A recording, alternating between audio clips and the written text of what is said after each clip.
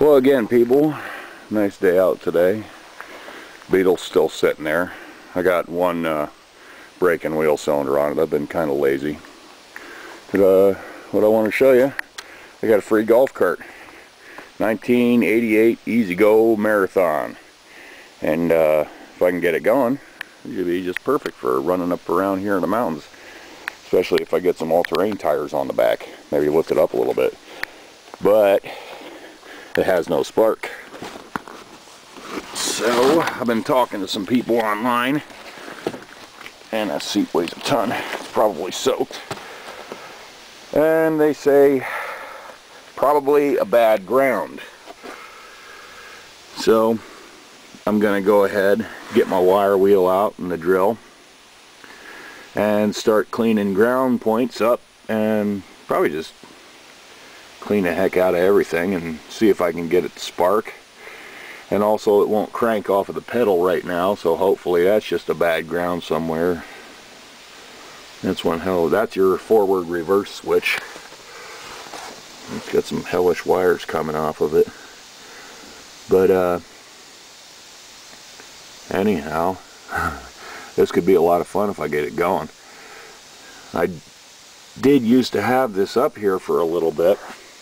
It was actually stolen.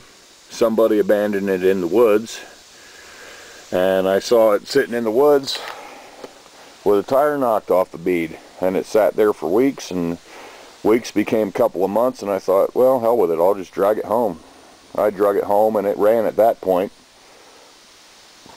And I popped the tire back on the bead, and I was driving it around a little bit, and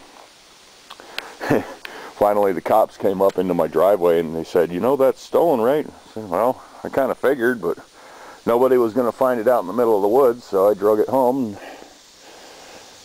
and they notified the owner, and the owner eventually got a new golf cart, and he gave me this one because he wasn't using it anymore. But well, we'll start cleaning stuff up and see how it goes. Okay, well, our golf cart is deciding not to play nice with me, so heck with it for now. I'll get back to it later. Gonna get on to bigger and better things. Beetle brakes. Beer batter makes the Beetle brakes better. Did I say that right? Whatever. But anyhow, on these, you got this big sucker right here. You undo that, and your brake drum slides off. This is the side that I already got changed. See, it's all nice and shiny and pretty. And I got to do the other side yet. But like I said in a different video, years and eons, whatever ago, you take one side off. Well, you take both drums off, and you work on one side at a time. Don't just tear them both apart because you forget where shit went to, and that really sucks. But we'll be back in a bit because I gotta do something. I forget what it was, but we'll get right back to this. Okay, and I'm back, and here we are on the other side, and I am going to slip the brake drum off. This side has no brake liners. It's just bare metal shoes. That's no good. So we gotta do something about that. And I'm gonna change this wheel cylinder also because I snapped the bleeder off on the back, just because that's how things work sometimes. And the whole thing, the damn thing sat since '98, so it's a good idea to just change everything you possibly can.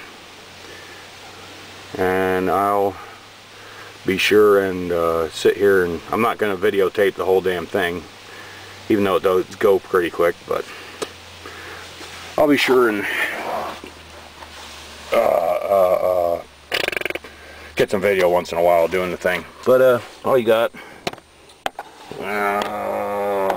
brake line here, and a bolt down underneath the brake line that holds your wheel cylinder on. And then your wheel cylinder's out. You got a spring here, you got a spring here, you got your emergency brake cable, which that comes off real easy on these, and you have two retainers, one there and one here, and that's pretty much it. And then everything's out. I'll get you some video of when it's off or something. Periodically, that's the word I was looking for. I was going to periodically get some video. So here it is, empty, and that wheel cylinder's stuck in there. I know I unbolted the sucker. Yeah, I did, because there's the bolt. Alright, that's just kind of stuck in there. So we bang on it. Bang on it some more. Bang on the damn thing. And bang, bang, bang, bang, bang. Sucker's in there, buddy. They've probably been in there since it was new. I can see it wanting to give.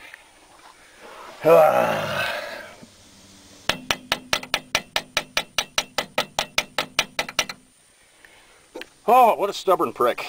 Alright. Ah, yeah. Sometimes you just got to get a little mean with them. Yeah, and right there, that was the bleeder, and that snapped right the hell off. Amazingly, the brakes did work when I got it. I just dumped some fluid in the cylinder, and it worked. Now these adjusters here, they ain't like your typical adjusters, because you go one side at a time. You set one side up till it's dragging a little bit, and just back it up and off a notch. Set the other side till it's dragging a bit and back it off a notch. And these suckers were seized in there pretty good. So I'm going to take them in and hit them on the wire wheel for a little bit. Put some anti-seize on them, get some back into the sockets there where they go, and stick them in, and we'll stick these brake shoes on. But you can see right here, that's all you got. Right here, you got two retainers, this spring, the bar that works both sides for the emergency brake, and you got this spring. But on the other side, when they give you the new brake shoes, they don't give you this emergency brake lever, so you got to come over here and you got to spread this clip out, pop this thing out, stick it on your new brake shoe, and crimp it back together. But that's not a big deal. And I will periodically get some video. Later. Alright, and we're back again. And I got this thing onto the new brake shoe. I got my adjuster wheels all broke loose and schmutzed up good. And I'm ready to start going back together. And we'll see what it looks like in a minute. Bye-bye. And here we are, about 20 minutes later. We got new wheel cylinders and new brake shoes on the rear end. I ain't 20 minutes for one assembly, but what the hell. Maybe I'm being lazy or slow or screwing around. Who knows? But that's done. And now, what I'm going to do next is get two wheel cylinders up front.